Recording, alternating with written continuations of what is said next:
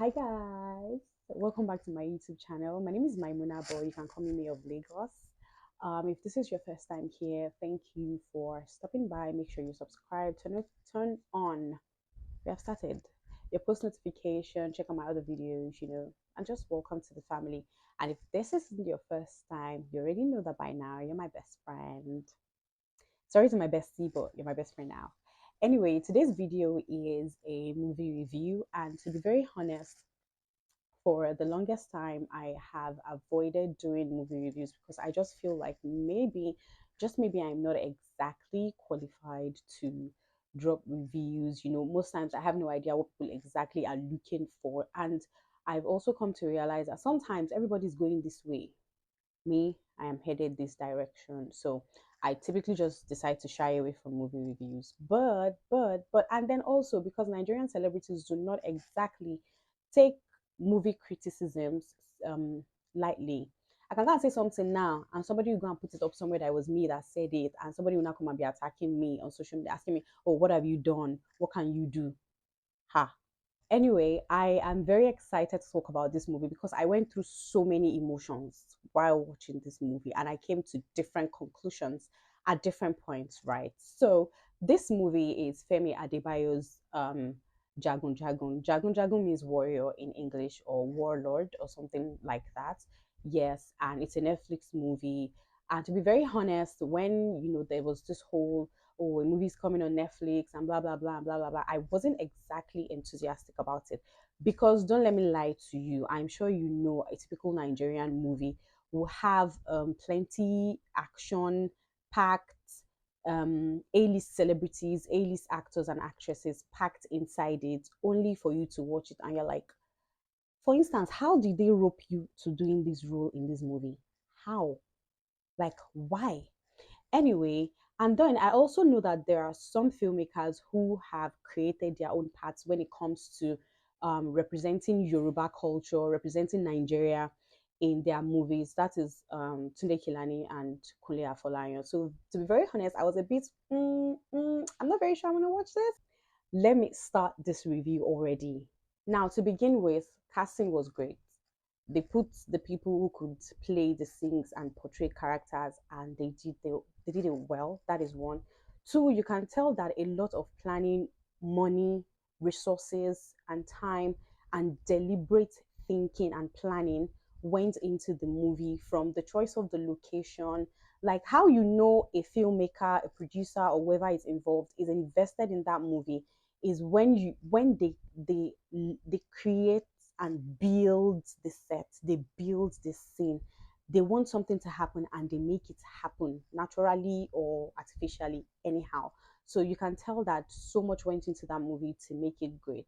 Well, for costume, to be very honest, I didn't see any extravagant, extra, costumeness with hair or anything. It was just a natural, basic, you know, Yoruba film. End of story. Well, I think the only thing is they really tried with Ogundiji. That is they tried with Ogundiji's appearance because I kind of figured out they were going for this rugged, mean, thuggery look, and I think they portrayed it to a large extent. It really worked. There is no way you would look at Ogundiji, played by Femi Adebayo.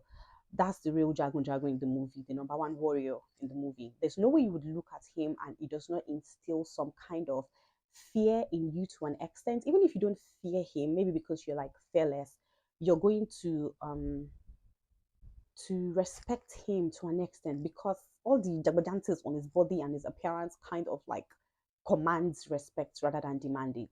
Yeah. Now let us talk about Ogundiji. I wrote characters here one by one because I don't want to forget anything. Okay. So now let me tell you something. If you think you are wicked, see Ogundiji's wickedness is the level the wickedness I possess aspires to be. I mean the kind of wickedness that will that will tell you to order your guards to lock someone. No, not lock, knock someone inside coffin. Because I'm pretty sure even when they bury corpses, they don't nail the coffin, do they? I'm not sure. Nail him in there for 7 days without food and drink. And when you thought that was not enough, They went to throw him inside water, inside the river. Like the kind of wickedness that you sit down and think, okay, a common Nukbosi put him inside the coffin, or you're going to throw him inside the water. And then this guy, see, the moment there was a point in that movie I realized he was not a good person when he was yelling at his wife. Now, let me tell you people something. I watched a couple of Yoruba movies, and you would come to realize that there is one person in that villain's life or that big man's life that can get him to come down to his knees or get him to do things for you. Usually, it is their wives. Ogundiji's wife, Fitia Balogun, I can't remember her name, had no impact on him, none whatsoever. It was in that moment I knew that, you see this one, the wickedness in the wicked people in this film is here. See, I'm trying really hard not to narrate the entire thing or ruin the movie for you guys who have not watched it, but for you to also know how wicked this guy is. He pitched his right hand man. Now, your right hand man who has been carrying out your orders all over these years decides not to do one particular order because it involves his mother in law, and you now decide that you show you shaggy, and you now pitch him against another slave or another. Okay, so he has a kind of school where young men come from different parts of, let me call it country now, or different villages to come and learn how to become warriors, how to become jagun. Now, there is someone, Latif Adedimeji, that was Botija. So you put that one because he's a good, powerful person, and every other Jagun is saying, well done, boss, well done, boss. You now pitched him against your right hand man, and then your right hand man died. I mean, see, and then the ultimate level of wickedness, for a Yoruba man, especially if he lives in Lagos, is that they will tell you, oh, don't worry, the way you are, I like you like that, leave you like that, that's how I want it. But behind your back, all the things, all your insecurities, they are fulfilling their fantasies with it outside. In essence, Ogundiji was a terrible person. He was wicked, wicked to a fault. His death was very easy and it was annoying. And I think because the writers already would think that, oh, people would expect him to die a very gallant death, like he would have fought the battle, goes bad, and he would die. It was ordinary knife that killed him. Anyway, let's move on to the next character. Now, let me come to Auntie Fetia Balogun, best in love and relationship affairs. See, let me tell you something. As a woman, why are you falling in love? As a woman, why do you love a Yoruba man for that matter? Asked you, both of you agreed to use your womb as a source of his power, your own childbearing mechanism.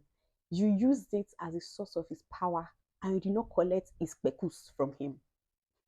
You did not tell him that in retaliation, as I've given you my womb and you have become dragon powerful, I will take your pekus, so that perhaps in the future you think of philandering. It will not result in children because I don't have a child. I cannot have a child because of you. But no, it was at the end of the movie Auntie Fetia realized that even though she gave up her womb for her husband to become the most powerful, the most feared, the most revered, and all of that, he has a child outside, a boy for that matter. He sweets me. Okay, I know I'm wicked, I know, but he sweets me. And then she's like, ṣe bá jọ sọ pé kájọ fi ilé ọmọ mi tí n bá gbá ojú ẹ. Went to go and be falling in love anyhow. Anyhow. See, let me tell you something. Have you heard or watched in any movie where they said the husband or the guy gave up his childbearing mechanism because of his wife? No. It's always women, but always you. See, love is not good. Love will do you shaggy. Love will show you shaggy. And Fetia saw it. And okay, spoiler, she was the one who ended up killing the man. I was satisfied. She killed Ogundiji. It sweets my heart because the child she looks forward to, or the child she called hers, Ogundiji used her as Agemo. I'll come to that. Used her as Agemo, and she eventually died. So she basically lost husband, lost artificial child, lost biological children, lost her womb. What's your own in life? Nothing. Now, let me quickly branch to Adedimeji Latif. I said it's with Fatia that you see, love is not good. Love will show you shaggy because you came from your village to come and become a Jagun so that you can avenge the death of your father and your entire village, which, by the way, it was Ogundiji that did the havoc, that wreaked the havoc. So you come here and then, oh, so you're there. You're somebody like me. I cannot keep quiet in the face of injustice. You cannot cheat me or cheat somebody around me. I'm gonna talk. Okay? But my own is that when I finish talking, I don't fall in love with the people I fight with. I don't follow them. They don't bribe me with orange and all is well with the world. Because why? So he spoke up. So he spoke up and told, so let me give you a little context. Sorry if you have not watched it. I don't care. So um um Ogundiji's child, played by Bukumi Oluwashina or Iroyin Ogunkitan. See, that's how you know the man is wicked. You named a child Iroyin Ogunkitan. In English, this is a very, very raw, loose, not completely accurate translation, but it means Iroyin's news. The news of war does not finish. Why? Why? Anyway, we're gonna call her Kiton because that Iroyin is twisting my tongue. Anyway, so Kiton was the one in charge of food, and then one day they came and gave people one, what they call a coin in English, one molded pap, that one that is inside leaves, one, and two akaras for two grown men who have been fighting and practicing all day. So Latif spoke up, Botija spoke up. It was like, it's too small. And then the maids were like, are you telling us to go back to go and tell our madam that? She said yes. And then they went. Madam too came, Sissy J too, with her Kano hair. She came and then she was like, oh, this one, this one, this one, this one. And then obviously it was insubordination. They tied him to a tree. Let me tell you, they turned his back into a mosaic art canvas. They painted his back with strokes of cane. Somebody now beats you that much on top small demand, ordinary small thing. You didn't ask for house, you didn't ask for car, you didn't ask for a father's head, you didn't ask for a hand in marriage. Did all that thing and you now had the audacity to fall in love. You fell in love. See, that scene was particularly annoying because all she had to offer him was orange. Not your father's head, not your father's land. Orange. Keaton offered you orange. You took it. She told you small sorry, not even the sorry that they will rub your head and your stomach. Small sorry. Asked you to be her friend, and just before we knew it, they became lovers. To the point that the stupid Botija boy was now saying, "Oh, because of you, I will survive everything your father is putting me through. Um, um, but in case I die, remember that." Like, boy, shut the f up, big sound, shut up. I felt like, see, first of all, the moment she offered you that orange, you give her flying nodding. You not and give up. And then both of you will tell yourself sorry and all is well with the world. But no, they took orange and that was it. See, let me tell you another thing about the wickedness of this Ogundiji man. Now, Ogundiji verse me pass for the film. The wickedness of that Ogundiji man is that he sent Latif to go and kill people in a village for no reason. Just go and kill them on a day they were celebrating a festival where they were wearing white and released doves into the air. And it was similar to this, I think, Aruba thing, because there was one baby who was carrying a calabash and she was heavily, doing like this, doing like she wanted to fall down under the influence of the spirits and forces. But she didn't fall. Like, let me move on to another character. Now, if you remember, I mentioned Agemo earlier. Bukumi Oluwashina played Agemo, another wicked act of Ogunji. See, you can see how for every character this Ogundiji man has been coming up. That is to tell you how wicked, terribly wicked he was in the movie. So he turned Bukumi Oluwashina to Agemo. I'm not going to tell you how all of that happened so that I can go and watch it. Turned her into Agemo, and basically what he uses her for is when he sends his boys to war or when they go to war and it's starting to look like the enemy is gaining an upper hand, he summons this Agemo spirit to come and fight for them, and they usually win the war. Period. So this Agemo was played by Bukumi Oluwashina, and when Ogundiji realized that everything he has been doing to Latif did not kill him, he now sent Agemo to finish the job. Now there was a little. Now Latif has this power to enter trees and speak to trees and all of that. Yes, and then it was the coffin breaker inside the river. So he has the power to do all of that. And then at the end of the day, He ended up killing Agemo. How? Now let me tell you something. You Agemo that they are summoning your spirit left, right, and center. Ordinary stick enter you and you died. It was not bullet. It was not spear. They didn't strangle you. Stick, Iggy. I guess it was to also portray the fact that the trees had powers and all of that, obviously. But ordinary stick is the one that kill you. For someone who sent them to go and be beating someone, what do I even expect? Sef? She fell head over. Oh, she fell head over heels in love. I was offering orange up and down, and then she even removed wrapper. We know what you did in that particular scene. Femi Adebayo, Bukumi Oluwashina, Kiton, and Latif Adedimeji Botija. We know what you did. They didn't show us, but we know what you did. Anyway, lastly, see, you guys, this is the wickedness was not the brain busting part. The stupid love they were all falling in was not the brain busting part. The brain busting part wasn't Agemo killing, dying by stick. The brain busting part was at the end of the movie when Latif returned from all his ordeals and everything, and then brought Keaton because she had died, and then Fita Balogun realized her husband had another child outside after she donated her womb for research purposes and powerful organization. Um, a fight broke out basically. So the entire thing turned into some people supporting Femi Adebayo, Ogundiji, some people supporting Botija. And then the brain busting part was while all of this was going on, it was fights to the finish. Okay. It was there was all of them were doing, oh, first to die is a fool, last to die is the winner, first to shook is a fool, last to shook is the winner. There was so much chaos, killing, bloodshed going on. There was a platform, yeah, where Ogundiji like sees everything that is going on. When he stands on that platform, he can oversee his boys doing basbos. I think that was where they also sat. Where, oh, there's one more person. Hold on, that was where they sat when Latif had to fight someone. Basically, it's a podium where he and Ogundiji and other important people can sit to watch festivals and all of that. Now, while this massacre was going on, while this terrible killing was going on, while people were dying, I can't remember Yinka Kodri's name in the movie, but Yinka Kodri was on that podium just observing and looking. See, let me tell you guys something. That is the level of unbotheredness I want to be unbothered in this life. That is the level of well done, dear, that I aspire to acquire in this life. Because despite all the chaos and everything, this man was just observing. He was just looking. Honestly, guys, I tried. I still cannot remember his name, and I'm too lazy to go and start looking for anything at the moment. So, if I, when I obviously after filming, when I'm editing, I'll put his name here, there. But it was played by Itele. Now, Itele was the right hand man I told you Ogundiji had, and he made sure he died in that movie without remorse.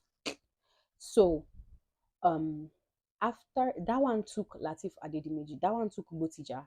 Itele took Botija as a suddenly as a son, under him. Now let me tell you something. They portrayed this guy in the movie as one fearless, fierce, terrible. Like if you meet him during the war, you would rather kill yourself than let him kill you. Like this guy stood. There was a particular scene where they showed his battle what's the word? I can't find the word. They shall There was a scene where they showed his fighting prowess, like, with not flying, nodding, kicking, uppercut, shooking, cutting and all of that. And this guy stood and guys were just coming. And sometimes he wasn't even looking behind, you just push to the back. Like they were doing all of that, right? And you are that fearless. You are that, whatever, and you gave somebody power. Hmm? Like even if they don't use the power to kill you, it will touch you one way or the other in it. So he gave Latif Adedimeji one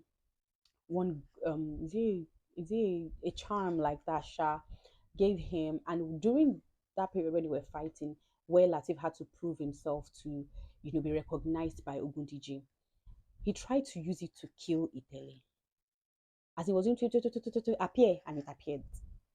It's God that saved that one. Though he eventually died because it united to disappear and disappeared. And I'm like, why are you a good person? Why? I'm sure it was in that moment he realized that he must have made a mistake because you're not even trying to fight me with your own charm. You are fighting me with the charm that I gave to you. Anyway, he eventually died. I think he stabbed him and Itele eventually died. And again, that was another moment of wickedness for Ogundiji because he was remorseful. Eh? Remorseless. Like there was no remorse with when Itele died from Ogundiji and Bimbo Ademoye was there crying and wailing. Oh, it was heartbreaking because honestly, the death was quite painful. I was hurt he died, but then what it means is if he did not die, Latif would have had to die, and then the story literally ends there. So they had to make sure he died. Anyway, I really hope I didn't spoil the movie too much. If I don't stop here, I'm probably going to narrate the entire thing to you guys. So, but to be very honest, it was a good watch. I enjoyed watching it. There was no moment I had any. Now, usually sometimes I'm a commentary movie watcher. So I'm watching sometimes like, why is this scene so long? What kind of dialogue is this? This emotion does not match, the scene. Like, oh, they broke your heart. See the way you are doing. You caught someone cheating. See the way she's talking. Do you understand that kind of thing? But to be very honest, I watched this movie and I didn't run any commentary. Well, mostly because I wanted to really pay attention. I wanted to see what the hype was all about.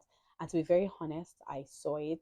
It was a great watch. And I really, really look forward to more stories like that, from Femi Adebayo and from other people as well. I'm trying to quickly remember if I missed out any part of the review. If I did, that's your cue to go and watch it.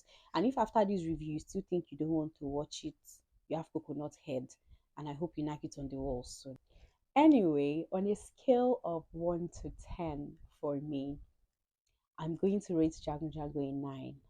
Yes, I'm doing Nigerian lecturer.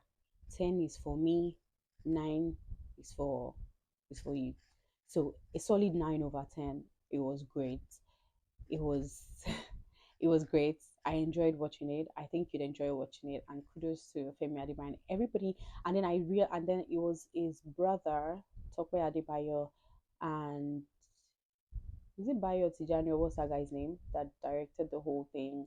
Oh, and then I also loved the use of CGI, you know, because the house on the hill where Oguntiji stayed in that movie was actually not real and it worked. Like if they had not come out to say, or if the guy who did it had not come out to say, "Oh, it is not real," we would not have known. That was how great it was. And I also love the use of technology um where I think Ogundiji summoned Agemo and where uh he was able to see things happening in the war where he sent Agemo to. It was really great. And I look forward to more movies. I look forward to more authentic Nigerian and Yoruba stories are being told. Basically cultural stories that bring out the richness with great storylines. I look forward to it. So that is my review for Jago Jago. It's a solid 9 over 10 for me. Let me know what you think in the comment section, though. If you have seen it, if my review is going to make you see it, if you agree with my review, or if you do not, just let me know in the comment section. Thank you for watching, and I hope you enjoyed this video. See you in another vlog, guys. Bye.